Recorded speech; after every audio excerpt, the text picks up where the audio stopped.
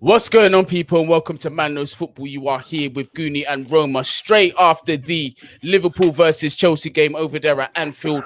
1-1, equal points shared, but Chelsea was able to maintain with 10 men for a whole 45 minutes, unlike Arsenal, who got their fucking boot smoked earlier by Manchester City, capitulated and conceded 5 goals. Or was it 3 goals by that point? I don't know. They were already 2-0 down.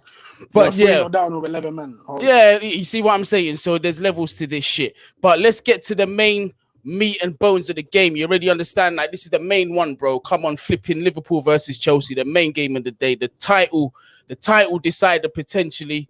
Roma, talk me through the game, man. Did you let's go through the first half first, because obviously it was a game of 2 halves, innit? But let's go into the first half first, man. Let me know. I would start with, he plays Werner, he plays Hakim, he plays Pulisic. It don't make a difference. It don't make a difference. We're that solid. We should have won that game in the first half. In the first half, I feel like with someone with like Hakim's final ball, Lukaku made some match of the day today. Look, I have to see anyway. Lukaku made some amazing runs. Mount, Havertz. It's just Kante trying to find them. Sometimes it's not going to work. You get me? So Havertz could have played him through as well. Havertz could have played them through a couple of times, and that's easy dinners. I'll say first half we should have got the game sorted, Rap 10 sorted. That's why 1-0 was always a risky league, but you know where it was. Cool. The red card. Let's talk about that. I'll say this. People are talking about the wrong thing. This is Man Knows Football, right? Wait, hold on. Wait, before we'll come on to the red card 100%, because that's a talking point that kind of changed the game. But let's just get into it a little bit before, because we've got to give Tuchel and Chelsea their credit on the way that they dealt with Liverpool with 11 men. Because in the first 10-15 minutes, as expected, I don't know why people were surprised. Liverpool were always going to come out with force, and they was always going to try and get a goal early. As long as we were able to withstand that, I thought we was going to be in with a half a chance. Because a lot of the times where we've had bad results against Liverpool, they've always conceded within like the first 15-20 minutes of the game. Today, they weren't able to do that, and I think that was a massive factor in that. So let me know what you were happy with what you saw when we had 11 men on the pitch. We were just solid. They had some good passages of play, but it was nothing to be like, they're breaking us down over there. They're gonna keep getting through there. It wasn't nothing like that. It was just, there are some good passages of play. Nothing more. They didn't have no chances in the first half or the penalty. Well, they did. They had one, and I think Henderson really kind of let the team down. The first ball. Yeah, that was about it. Yeah, that was about it. But that's nothing. Like we were in their box.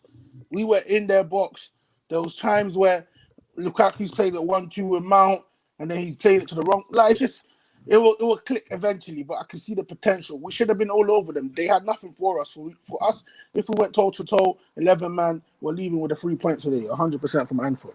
150%. I got to agree with you on that one. Another thing that I want to say as well is that, like, there's a massive difference between being on the back foot and being comfortable defending, right? A lot of people were saying on social media, I was on the stream on Tubes TV, oh, Chelsea are getting battered, it's not looking good. Listen, we looked comfortable defending as we did 100%. In the second half, right? And I'm going to go back to the Arsenal game, because a lot of people were saying, if you were as good as City, you would have pumped them the way City did. No. It's a difference in tactical management there. You see, Thomas Tuchel, he don't mind if he's 2-0 up, but he knows that we're going to see the rest of the game through. He's going to say to his boys, all right, we need to work on our defensive phase of play, because we're going to come up with tougher opposition. Let them have the ball, defend comfortably. We've seen that. It's worked for us, because when your back's against the wall, like it was against Liverpool today, pretty much most of the second half, you can see why it's helpful to do that. So I just wanted to get that point out of the way. Chelsea were comfortable defending, except that one opportunity where Henderson did make it through. That was the only bit of discomfort we really had. And obviously for the penalty, that's 2. Now, if you take it into consideration and put it into context, we're playing away at Anfield full of fans for the first time in God knows how long. That, my friend, is a result. So now, 100%. Let's move on to the red card rooms. I'm going to let you get onto that. Yeah, the red card, like I said, this is man's own football, right? This is man's own football. So they'll say that this was a domino effect. Forget the red card. Forget Reece James' mistake.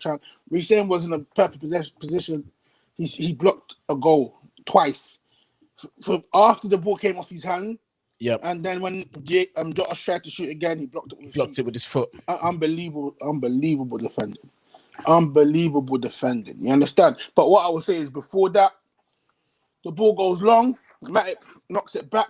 Alonso and Mendy are both challenging for the same ball. Alonso and Mendy are both, and that is where the difference lies. Communication. Simple things like communication. Because you know communication can break down a lot of things. We know it in life. Listen, simple things like communication. I got this. Okay, cool. Mendy grabs onto that ball. He goes down to the ground. Reece James don't get a red card. We're pushing forward. He's on the ground. We're setting up to go on attack. Just because these guys did not communicate, the ball, he challenges Mendy for the ball in the air. It slips out of Mendy's hand. Before you know it, panic in the box. Yep. Mayhem. And that was it. That moment of no composure led to that. And for me, it's a red card because it's the swiping motion. I'm not going to be a biased guy. It was a swiping motion. Yeah, the swiping motion made it a red card because he was being the goalkeeper. He didn't have to do that. He could just let it bounce off his arm. It's cool. I understand that. Fair enough. But the ref did not have a look at it. It's like he was adamant that it was a red card. I feel like if he had a look at it a couple of times, he might have even given the yellow card. But who am I to judge? We got the point. I'm happy with the point. Well, here's the thing, right? My opinion with that red card is, I'm not gonna lie to you. When I looked at it, I thought it was harsh because I think what made it harsh was the fact that it was the deflection of his thigh onto his arm. Not arguing that it should be a penalty because it was. It denied the goal scoring opportunity and it used an illegal part of the body. My argument is because I'm not really 100% sure with what the rule says. Yeah, does there have to be intention for an illegal part to be used for that to be considered a penalty? A red card, sorry. Or should that have been given a yellow, taking into consideration that the deflection bounced off his leg and hit his arm? Because you could argue, if you're Reece James, right, when you put your leg up to one side, you don't know what the natural motion of his arm is to do because you've got to take into consideration you're never going to move your leg and your arm is going to stay dead still. It's impossible. Reflex is going to make you move your arm to do that. That's why I say that.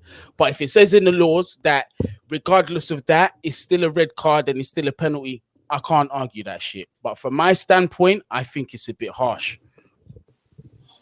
I feel it can go both ways, isn't it? Like I say, isn't it? People will say it was harsh. For me, it's just it's human reaction. That's what I would say. It's human reaction that cost them because exactly. I would have done the same thing in the situation, bro. If I'm trying to stop someone from scoring in my net, and I see it so close and I'm on the line, I'm gonna think I'm a goalkeeper for a second and try and swing my arm and try and stop it when I know I'm not meant to use my arm. You know what I mean? And that's what it was. Yeah, then if that's how it went down and that's how the ref saw it, then you can understand why it's a red. And definitely the penalty is not being argued by anybody. But that's the first half anyway. We go into the second half a bit disappointed. The red card kind of ruined the game. Chelsea definitely were the better team going into that. Obviously, naturally, you'd expect Liverpool to come out in the front foot in the second half. We've got 10 men. They camped out. They did camp out in our half, as you'd expect them to do. But we were still resilient. They couldn't break us down. We were very disciplined in our banks of lines. We had 3 very solid lines that were protecting, obviously, Mendy and the goal. And boy, listen, man of the match was given to Christensen. I said to you earlier that it could have also gone to Rudiger. I understand why you see it went to Christensen. But honestly, the whole back line, including Marcus Alonso, who dealt with Salah pretty well, in my opinion. I was very worried about that position being exploited. But Marcus Alonso dealt with that pretty well. It was an absolutely world-class defensive masterclass performance. And Tuchel today showed that this man is the best manager in the world right now on current form. 100%. 100%. But second half, Rooms, let me know. Second half, I'll just say it was a great defensive display from the lads. We don't concede. 11-10, we don't concede. You understand? They needed a penalty to score today, and that was the only way they were scoring today, in my eyes. It was going to be a penalty because we don't concede. Our defense is virgin tight. and we showed it in the second half. If you think you're gonna come and break us down, no matter where we are, home or away, it's gonna be problems. Because Anfield is where everyone goes and gets smoked. Loads of top 4 teams are gonna go there and get smoked with 11 man this season. They're not gonna do what we were able to do, and we should have won today as well. It don't matter where we go. It's 3 points. It don't matter where we go. It's 3 points. But like I say, we did what we had to do. If we can't win, you get the draw. You're 10 men. If you can't break them down in the counter, we have some counter attacks as well, but we have some chances where if the players weren't defending for so long and they had a bit of energy and they were a bit fresh, they would have made better decisions and we scored. But because they were defending and everything was a lot of defending and their legs were a bit tired, the chances weren't. Because, yeah, man, we had chances in the second half for a team with 10 men, so Liverpool should be angry. They should be angry. Now, it brings me on to the next question. Do you think it's a case of Liverpool just being poor today? Or do you think it's a case of just Thomas Tuchel just matching Jurgen Klopp, outdoing Jurgen Klopp tactically and just having his number? Outdoing Jurgen Klopp tactically. First 2 Liverpool games, they've been on fire. They've been scoring goals. They've been on smoke. What's changed? You're at home. You've got your crowd behind you. You've got your whole crowd behind you. What's the problem? You could see throughout the game, even as early in the first half, that Liverpool knew what they were in for. Come on, man. Who was it that was getting pissed off? Matip earlier in the game losing his shit. Man. Fabinho losing his shit in the game. Salah getting frustrated in the game. Jurgen Klopp losing his shit in the game. They could see that they were in for a ride today and they were not coming away with 3 points. Their body language said it too. Even the fans knew that today's a long day. These men are serious. I'm telling you, this is serious. Even Liverpool today are going to go home and be like, bruv, this Chelsea team is serious, you know. It's not a joke. I'm telling you, if the league's eyes ain't open today, I don't know what's going on. 100%. 100%. Because today, you got to remember. Yeah. Go on, Rome. Sorry, I didn't mean to cut you off. I was going to say, today, it's like, first of all, I'm just saying, the best thing to come yet. If they think teams are going to get 4-5-0, they're lucky. Liverpool were lucky today. They were very lucky today. Top 4 teams are getting 4-5-0 this season. Like I said, this is Lukaku's second game with the team, and his second. Look at the teams he's played. He's both of his teams, Arsenal and Liverpool away in Anfield. He hasn't lost the game yet. He could have scored today if people found him. His hold-up play was brilliant. Okay, he didn't dribble. We didn't bring him to dribble. Facts. If he dribbles, that's good enough. But if he gets a dribble off, that's cool. But we didn't bring him to dribble. We bring him to hold up and score goals. His hold-up play today was brilliant. He had him and Van Dijk. There was a battle today. He outdid Van Dijk once, and Van Dijk done him. He had Matip, and then Matip had him. The guy he done his job today, and that's what I'm saying. This is the second game with the team. No, 100%. He hasn't even been with the team for. Yeah, go on. Yeah, I'm agreeing with you, Roms, because people are just being harsh, saying, "Oh, Van Dijk was strolling around all day. He pocketed Lukaku." Mate, I didn't see that. What the hell? At one point, I saw Van Dijk leaving Lukaku and leaving Matip to mark him. Eventually, that's what it turned into. I don't know what game they was watching. They're mad. Lukaku did not have a terrible game. Exactly. I saw Van Dijk eating grass on the wing with Lukaku and that, and I saw Matip. Bruv, Matip had no chance. The only time Matip henched him out on the last because the boy was tired. You understand? But like I said, this is his second game with the team, and he's played Arsenal and he's Liverpool. You get me? Liverpool is champions of Europe 2 seasons ago, the league winners 2 seasons. You know what I'm saying? So, and this is Lukaku's second game with the team. He hasn't been with the team for a month yet. Honestly, it's just going to be like this clockwork. Honestly, I still have, although this result is in our favor. First of all, I want to say this feels like 3 points. It does. I know we only took a point away from Anfield, but with 10 men for 45 fucking minutes and to come away with a point, it feels like 3 points. I want to get that out of the way first. Second thing I wanted to say is that this was the first test that we had for us. Like us as Chelsea fans, we know our team, we already had the faith. But for everybody else outside looking in, this was considered the first test. And I think today, a lot of eyes are going to be open, like you did say. Because, boy, if you don't have us as title favourites after that, because me personally, I had Liverpool as favourites over City to win the title, and obviously us as well. So for us to put in that performance against Liverpool, who I think will finish higher than Man United and Man City, that is a massive statement. Bro, I don't feel no one but Messi and them boy there. I done told you that. Why don't people listen? Remember I said this is 3 games in. 100%. When the whole season is done, this 100%. statement, I'm gonna come out with a statement again and tell man I don't fear no one but Messi and them boy there. I'm telling you, man. Come on, man. This is dinners. This is dinners, bro. This is dinners. This is dinners. Every team is dinners. Every 100%. team. Well, I said 30 points. Cool. We dropped 2. So that's what, 28 points now. Fuck it. First 10 games, 28 points. Because Man City, you're getting whooshed. I'm 100%. I feel sorry for them boy there. They're gonna play Ferran Torres. Hey, front against us. Nah. I dare them to. Anyway, we move in it. 1 point. What can I say? Good day. I don't mind. I'll take it with 10 men because after that, I said to myself, the last time Chelsea have been 10 men, we got whooshed by West Brom. But we're gonna see today because I feel like he's had enough. He's had a pre-season with my boys. We should know how to play with 10 men now because this guy's a defensive genius. He's the best manager in the world. I'm gonna say it again. He's the best manager in the world. There's no one can tell me anything else. So obviously Sky Sports, they picked Andreas Christensen as man of the match. Who's your man of the match, Romes? Me, my man of the match, Christensen. Royce. And you know when it is, when you watch the highlights together, you see who done all the defensive headers, who was doing the last-ditch interceptions, who was stopping Mane last minute, all of that. You'll see why I say he was the man of the match. Royce. That's what I'm telling you. Christensen, my boy.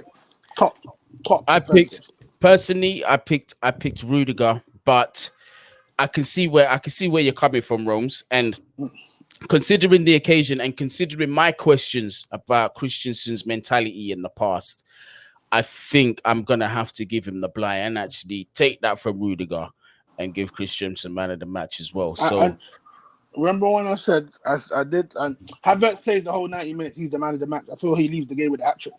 The way he was playing, I feel he leaves the game. There are no answers for that boy. That's what I'm saying. Nobody ever does. No one has no answers for that boy. You don't know what to do with that boy. That's what I'm saying. And for him to be put on the bench, he's been unlucky. I feel like he should have sacrificed Mount, but Mount he gets through more leg work. That's Mount's why key. we needed him. Mount's key. He never comes off. He gets through more leg work. That's why he kept him on. Yeah. Sacrifice Havertz. I want to say, go on. But yeah, man. Like I said, I want to say, man of the match, man. I want to say that about Mount before we go, is that although he didn't, by his standards, he did not have the best game at all. Certainly, offensively, he didn't have the best game. But I'll tell you something. Without him in the second half, it probably would have been a loss because you know how Liverpool play. They like to crowd that midfield. They have Firmino, although he did come off, but they do have one of their forwards come into that midfield for support to outcrowd the midfield. And Mason Mount was the solution to that, and he did that very well. He did it perfectly. So, yeah, big shout out to Mason Mount. Yeah, 100%. Because I don't know how they compare this boy to Foden and them. But did you see his first touch? Did you see his touch on the wing? Oh, when he left Matip. Come on, both of them. He left Matip and he Arnold. left Did you them. see his touch? Yeah, come left on, them man. both. Like, when I watch him, I see. Oh man. Anyway, like I said, it's good to see him win the league. It feel good. It feel good still. 100%. He deserves it. He deserves it. The squad deserves it. No, 100%. But on that note, thank you very much to everybody that's tuned in. Obviously, make sure you like, share, subscribe, all of that good stuff. Romer's social media details will be down there in the descriptions. Clickable links. Romer's got the podcast also as well coming out soon. So obviously we can never forget to plug that. That's coming out soon. Whenever you decide to put that out, Romer, let me know. I'm going to be plugging it down there in the descriptions. So look out for that as well. So to everybody out there that's been watching, whatever time it is, wherever you are, take care, be safe, bless. You don't know, man. Love.